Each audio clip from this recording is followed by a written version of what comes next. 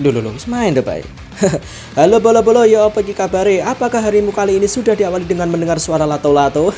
Baiklah, perkenalkan saya Maman di sini yang mana akan membawakan alur cerita film untuk kalian semua yang berjudul The Trip. Tanpa spoiler sana sini, segera siapkan kopi dan camilan kalian dulu ya. Langsung saja kita gas pada intinya. Kiu.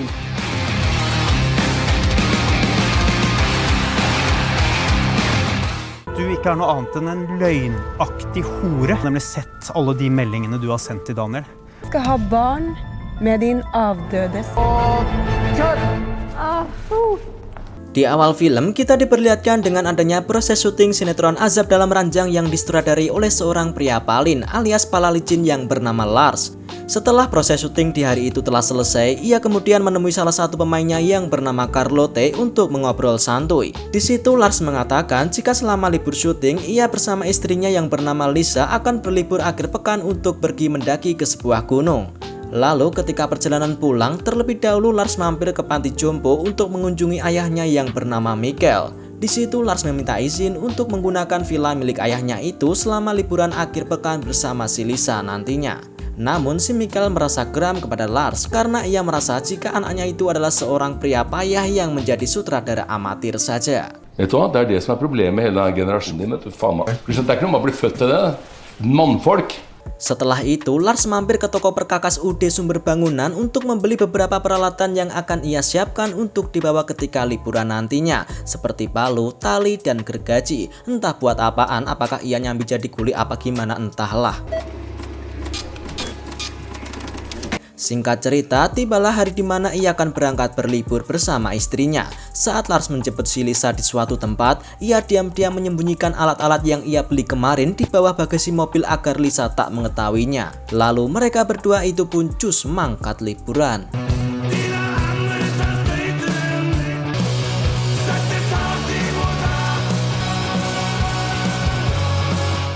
Saat di tengah perjalanan, di sini terungkap jika ternyata Lisa adalah seorang aktris film yang saat itu juga sedang mempersiapkan naskah untuk audisi yang akan datang. Namun tiba-tiba mereka berdua terlibat percekcokan gara-gara Lisa membanding-bandingkan jika sutradara di tempat ia bermain film lebih baik daripada suaminya yang seorang sutradara sinetron Azab.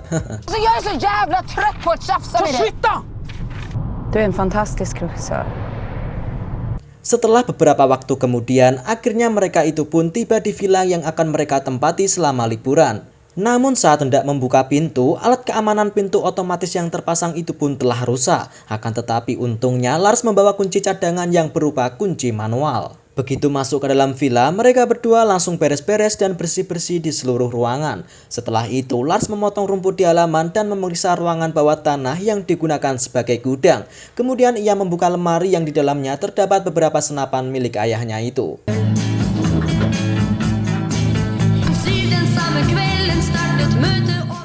Di sore harinya, ketika mereka berdua sedang memasak, di situ mulai timbul pergesekan lagi di antara mereka berdua karena saling menyalahkan. Saat menikmati makanannya, Lars dan Lisa lagi-lagi membicarakan sesuatu yang membuat cekcok terjadi, yakni perkara main belakang antara Lisa dengan teman kerjanya yang bernama Diego.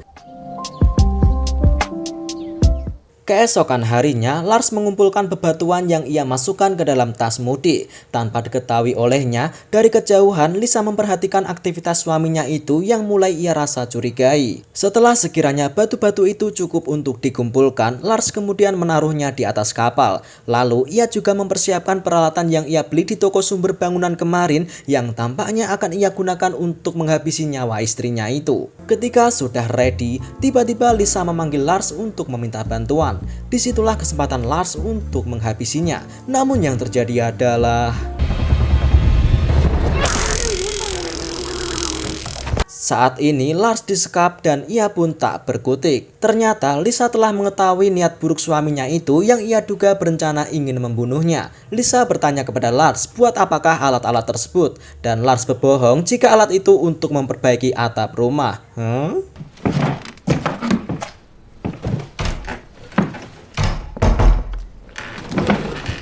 Namun Lisa yang tak percaya itu pun mengatakan jika alat-alat itu bakal digunakan suaminya untuk membunuh dirinya.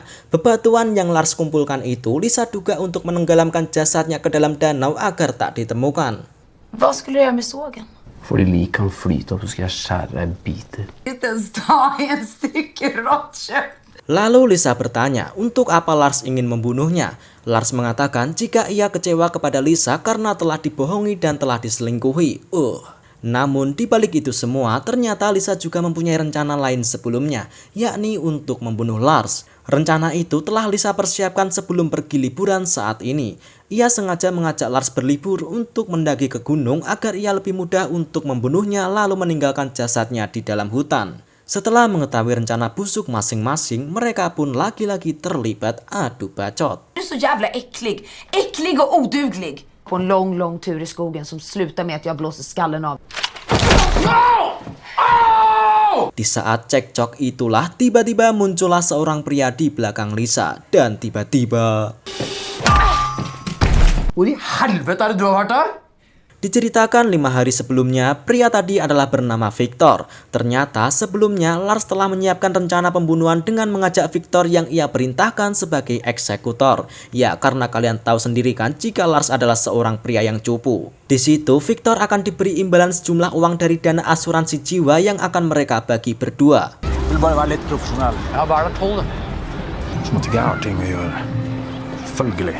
Setelah Lars dan Lisa sama-sama mengetahui jika mereka ingin saling membunuh karena ingin mendapatkan dana asuransi jiwa, cerobohnya, di situ Victor juga membongkar rahasianya jika ia akan mendapatkan separuh bagian dari dana tersebut jika Lisa terbunuh. Mengetahui jika Lars akan membayar jasa Victor menggunakan dana asuransi, Lisa pun menawarkan dana asuransi lebih besar kepada Victor jika bisa membunuh Lars. Karena tawaran dari Lisa lebih besar dari tawaran Lars, di sini akhirnya Victor berubah pikiran dan malah berbalik ke pihak Lisa. Jan mumet tenan pokoknya.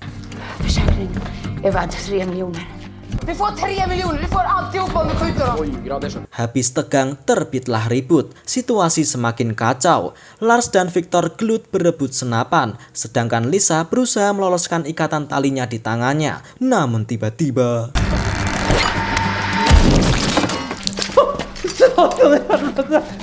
jari-jari di tangan Victor itu pun hancur karena telah tertembak. Jika tak segera ditangani, Victor akan mokat karena kehabisan darah. Mereka pun seketika menjadi panik. Lalu Lisa memerintahkan Lars agar segera melakukan sesuatu untuk menghentikannya. Akan tetapi karena Lars ini tolil, yang terjadi adalah Du måste stoppa det! ya bener sih bakal berhenti, tapi berhenti hidup maksudnya ada. Du sa att jag skulle stoppa nu. Setelah membunuh Victor, kali ini tampaknya nyali Lars semakin menyala. Ia semakin pede untuk segera membunuh Lisa.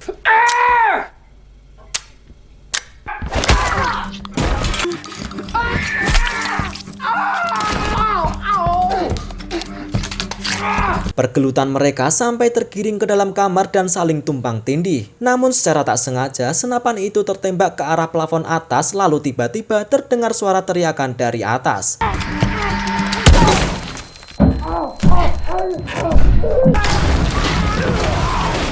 Ya, muncullah 3 orang pria tak dikenal yang tiba-tiba terjatuh. Diceritakan 3 hari sebelumnya, 3 pria orang tadi adalah bernama Roy, Peter, dan Dave. Mereka bertiga adalah seorang napi yang saat ini berusaha melarikan diri ke dalam hutan. Setelah terluntang-lantung selama 2 hari di dalam hutan, akhirnya mereka menemukan villa milik ayah Lars. Sebelum mereka bertiga masuk ke dalam rumah, Roy merusak alat keamanan pintu otomatis terlebih dahulu. Yang seperti kita lihat sebelumnya jika Lars telah mencobanya namun tak bisa.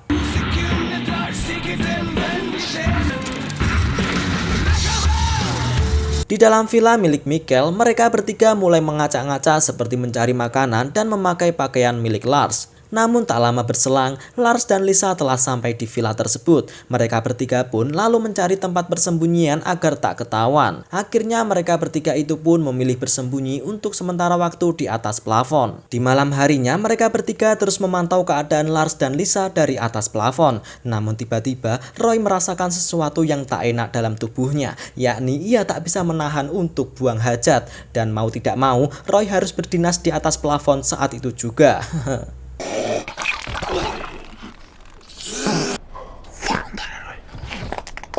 Keesokan harinya setelah kedatangan Victor itulah mereka bertiga baru mengetahui jika Lars dan Lisa terlibat pertengkaran untuk saling membunuh hingga momen di mana Roy tertembak.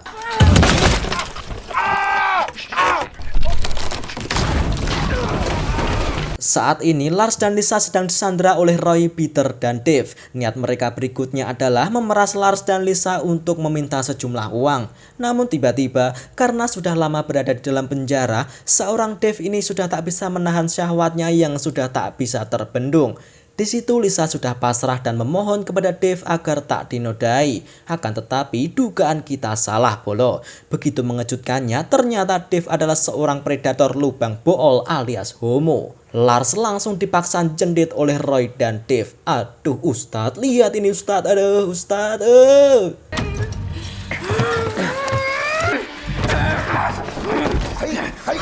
Untungnya di situ Lars berhasil melepaskan diri. Di situ kemudian Lars memohon kepada Peter akan bersedia menyerahkan seluruh hartanya asalkan ia tak ditusbel dari belakang. Så kan det hende at vi ikke sender deg løs med deg.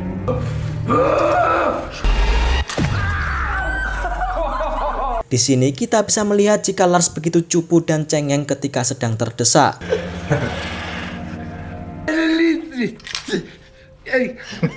Akan tetapi usaha Lars tak membuat Peter luluh. Ia akan tetap ditusbol oleh Dave. Aduh Ustadz, lihat ini Ustadz, aduh. Karena tidak tega melihat jika suaminya itu ditusbol, akhirnya Lisa mengatakan akan memberikan seluruh hartanya yang saat ini ia simpan di bank untuk diberikan kepada mereka bertiga. Akan tetapi uang itu hanya bisa diambil esok hari ketika bank sudah buka, dan Peter pun menyetujuinya. 125 000. Men inte om ni gör det där mot honom. Di malam harinya, Peter, Roy, dan Dave sedang bersantai di ruang tamu, sedangkan Lars dan Lisa disekap di ruangan bawah tanah. Dan di saat itulah, kemudian Lars melihat sebuah celah untuk melarikan diri setelah melihat adanya bola biliar di depannya.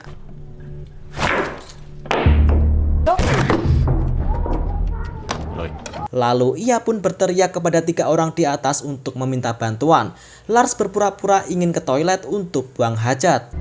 Du vinner ikke på noe, ikke sant? Jeg ser jo nå. Haker deg noe sånn. Setelah buang hajat itulah tiba-tiba di sini Lars kabur begitu saja tanpa melepaskan ikatan Lisa. Lah, piye to bos. Akan tetapi untungnya Lisa sempat meraih pisau milik Roy yang tergeletak lalu melepaskan ikatannya untuk kabur.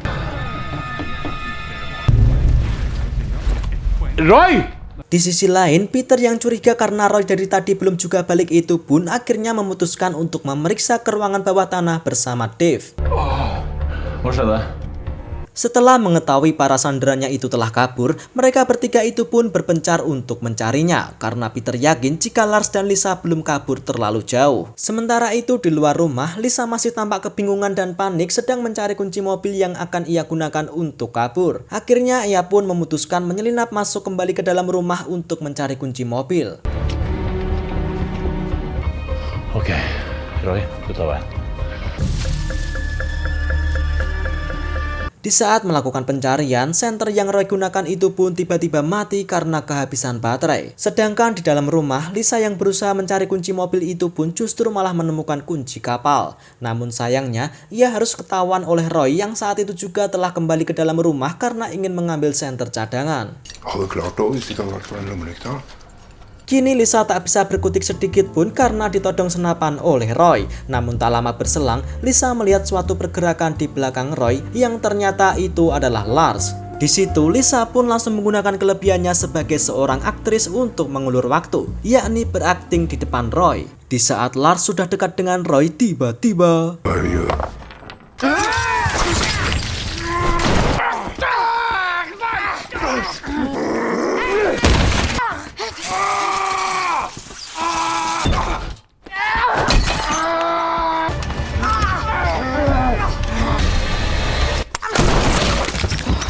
Peter dan Dave yang mendengar suara tembakan itu pun langsung kembali ke villa untuk memeriksa keadaan, yang ternyata telah ditemukan jika temannya itu telah tewas mengenaskan. Hadde Roy noen gang gjort mot noen som helst, da? Setelah itu, Peter dan Dave bergerak lagi untuk mencari Lars dan Lisa karena Peter yakin jika mereka berdua masih berada di dalam rumah setelah mendengar adanya suara di lantai 2, yang mana di saat ini Lars dan Lisa memilih bersembunyi di dalam lemari untuk sementara waktu. Ketika Peter masuk ke dalam kamar dan hendak membuka pintu lemari, tiba-tiba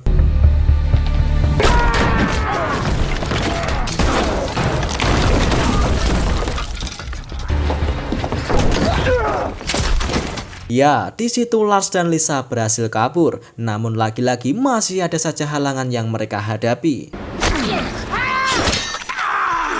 Lars dan Lisa yang mencoba melawannya itu pun kewalahan. Posisi mereka berdua berbalik terancam. Bahkan Lars akan dibunuh oleh Peter dengan cara yang sadis karena Peter adalah mantan seorang pembunuh berdarah dingin. Aldri kjørt trynet på noen inne i gressklipperasje.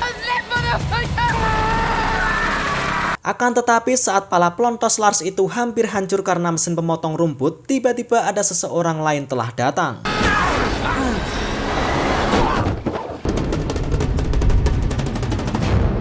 Diceritakan sebelumnya bahwa kemarin malam ada tetangga villa Michael yang bernama Hans secara tak sengaja lewat di depan villa. Lalu ia melihat villa itu tampak ramai dan pintunya terbuka. Karena ia menduga jika ada perampokan, lalu Hans pun menghubungi Michael selaku pemilik villa.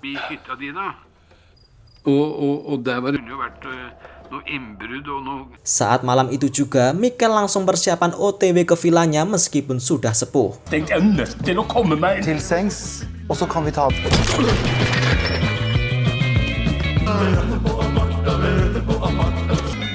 Jævla forpulte romskip. Langhåra idiotiske Miljøpartiet De Grønne stemmene. Di situ Michael datang bak seperti pahlawan langsung menyerang mereka secara barbar karena tak terima jika villanya telah porak-poranda. Akan tetapi tiba-tiba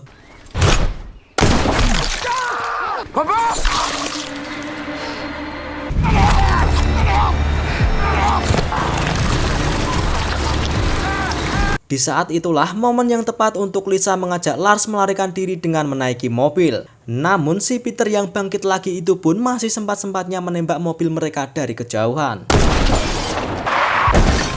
Kemudian Lars memerintahkan Lisa agar kabur menggunakan kapal yang ada di danau belakang. Sementara ia akan menahan duo kampret itu lalu akan menyusul nantinya. Namun lagi-lagi, sayangnya kapal yang akan digunakan itu bensinnya telah habis. Lisa pun akhirnya menuju ke gudang untuk mencari bahan bakar. Akan tetapi Peter tiba dan menghadangnya.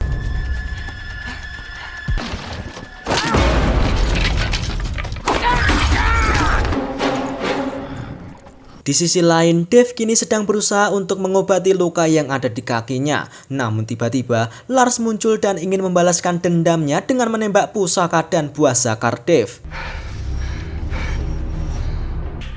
Dave hestkuken Eriksson, var det? Setelah menghabisi Dave, Lars berusaha mengejar istrinya yang saat ini dibawa kabur oleh Peter menggunakan kapal.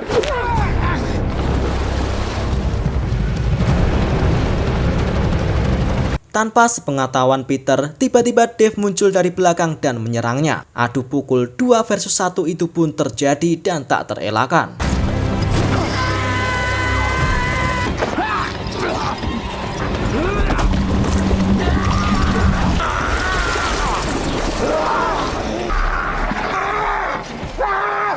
Hingga yang terjadi kemudian, Peter yang bernyawa 7 itu pun akhirnya berhasil ditumbangkan dengan ditenggelamkan menggunakan batu yang sempat dikumpulkan oleh Lars beberapa hari yang lalu.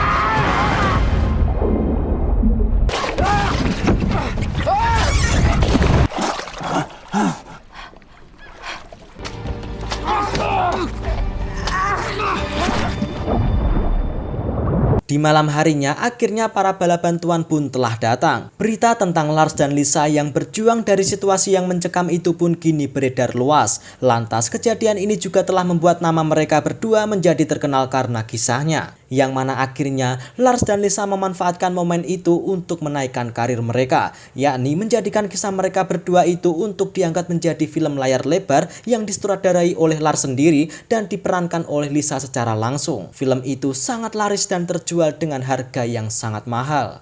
Tapi isi film yang Lars ceritakan itu sedikit melenceng sih bolo, karena scene yang saat ia akan ditusuk oleh Dave itu seharusnya ia kelihatan cupu dan cengeng, tetapi di situ ia telah setting seolah-olah seperti pahlawan kayak Jason Statham. Beda jauh keles, mentang-mentang lu sutradaranya ye. That was exactly what happened.